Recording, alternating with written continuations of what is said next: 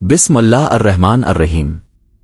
السلام علیکم ناظرین، آپ دیکھ رہے ہیں وزڈم ہرائزن، وہ جگہ جہاں قرآن کو صرف عبادت کی کتاب نہیں بلکہ انسانی شعور کی نقشہ کشی کے طور پر پڑھا جاتا ہے۔ آج کا موضوع نہ صرف گہرا ہے بلکہ خطرناک حد تک نظر انداز کیا گیا ہے، دی ان ہیومن کانشسنس۔ قرآن انسان کے شعور کو کیسے دیکھتا ہے اور جدید دنیا انسان کو کس سطح پر قید کر چکی ہے۔ یہ گفتگو مذہبی نہیں، یہ وجودی ایگزسٹینشل ہے۔ شعور کیا ہے؟ What is consciousness? Modern science اب تک اس سوال پر رکی ہوئی ہے۔ کانشسنس پیدا کہاں ہوتی ہے؟ دماغ میں، نیورونز میں، کیمیکلز میں؟ لیکن قرآن ایک بالکل مختلف سوال اٹھاتا ہے۔ انسان صرف شعور نہیں رکھتا بلکہ انسان خود شعور ہے۔ قرآن انسان کو جسم سے ڈیفائن نہیں کرتا، قرآن انسان کو آگاہی سے ڈیفائن کرتا ہے۔ اسی لیے قرآن بار بار پوچھتا ہے، کیا تم غور نہیں کرتے؟ کیا تم سوچتے نہیں؟ کیا تم سمجھتے نہیں؟ کیا تم دیکھتے نہیں؟ یہ سوال جسم سے نہیں، شعور سے کیے گئے ہیں۔ قرآن میں انسان کی سطحیں، قرآن انسان کو ایک سطح پر نہیں رکھتا، قرآن انسان کو لیئرز میں بیان کرتا ہے۔ جسم، نفس، سیلف/ایگو/ڈیزائر، قلب، ایموشنل کانشسنس، عقل، ریفلیکٹیو کانشسنس، روح، ٹرانسینڈنٹ کانشسنس۔ ماڈرن ورلڈ انسان کو پہلی دو سطحوں میں قید کر دیتی ہے۔ جسم کو خوش رکھو، نفس کو سیٹسفائی کرو۔ قرآن انسان کو اوپر اٹھاتا ہے۔ نفس، ابتدائی شعور۔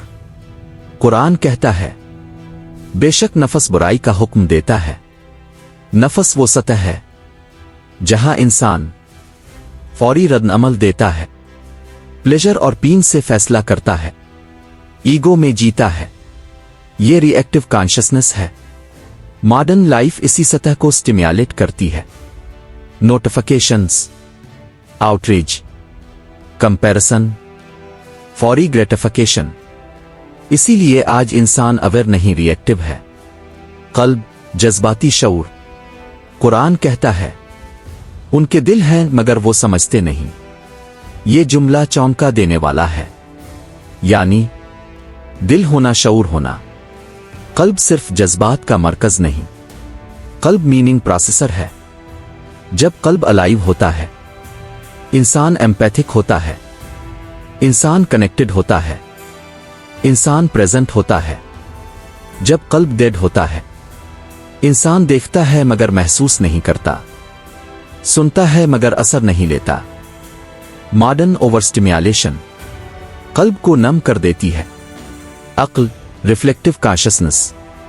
قرآن عقل کو صرف لاجک نہیں کہتا، قرآن عقل کو ربط پیدا کرنے کی صلاحیت کہتا ہے۔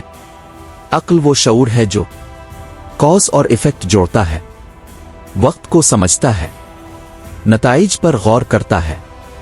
اسی لیے قرآن کہتا ہے، تاکہ تم عقل استعمال کرو۔ آج انسان کے پاس ڈیٹا بہت ہے مگر وزڈم کم ہے، کیونکہ عقل ڈسٹریکشن میں کام نہیں کرتی، عقل خاموشی مانگتی ہے۔ روح، اعلیٰ شعور، ہائر کانشسنس۔ اور پھر قرآن ایک ایسی سطح بیان کرتا ہے جہاں سائنس خاموش ہو جاتی ہے اور روح میرے رب کے حکم سے ہے۔ روح وہ شعور ہے جو زمان و مکان سے اوپر اٹھتا ہے، میننگ سے جڑتا ہے، پرپس کو محسوس کرتا ہے۔ روح وہ سطح ہے جہاں انسان سوال پوچھتا ہے، میں کون ہوں؟ میں کیوں ہوں؟ میں کہاں جا رہا ہوں؟ ماڈرن لائف ان سوالوں کو ڈینجرس کہتی ہے، قرآن ان سوالوں کو ضروری کہتا ہے۔ ذکر، شعور کو بیدار کرنے کا طریقہ۔ قرآن کہتا ہے، اللہ کے ذکر سے دل مطمئن ہوتے ہیں۔ ذکر صرف الفاظ نہیں، ذکر سٹیٹ آف اویئرنس ہے۔ ذکر انسان کو آٹو پائلٹ سے نکالتا ہے، پریزنٹ مومنٹ میں لاتا ہے، انر آبزرور کو ایکٹیویٹ کرتا ہے۔ ماڈرن سائیکالوجی اسے کہتی ہے مائنڈفلنس۔ कुरान इसे कहता है याद, गफलत, शऊर का जवाल। कुरान का सबसे खतरनाक लफ्ज है गफलत। गफलत का मतलब इग्नोरेंस नहीं, गफलत का मतलब है जानते हुए भी अनअवेयर होना। कुरान कहता है ये वो लोग हैं जो जानवरों से भी बदतर हैं। क्यों? क्योंकि जानवर अनअवेयर नहीं होता, वो अपनी सतह पर मुकम्मल होता है।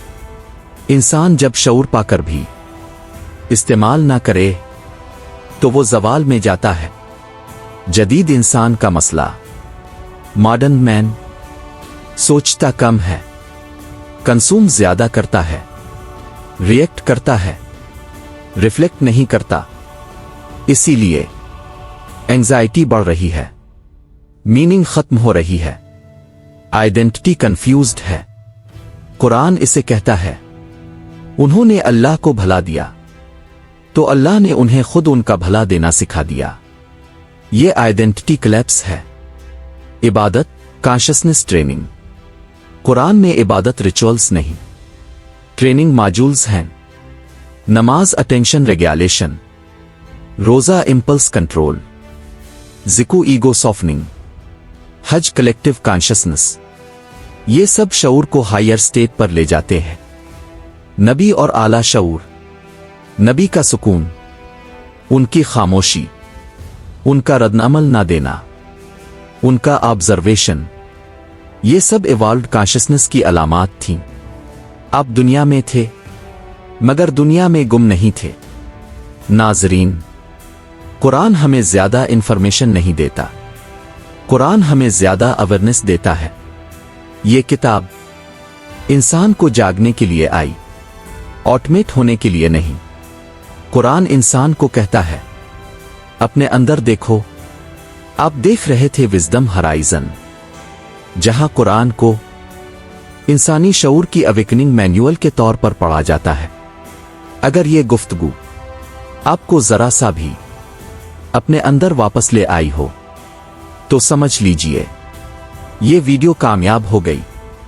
अल्लाह हमें सोचने वाला ज़हन, जागता हुआ दिल और जिंदा शऊर अता फरमाए। आमीन।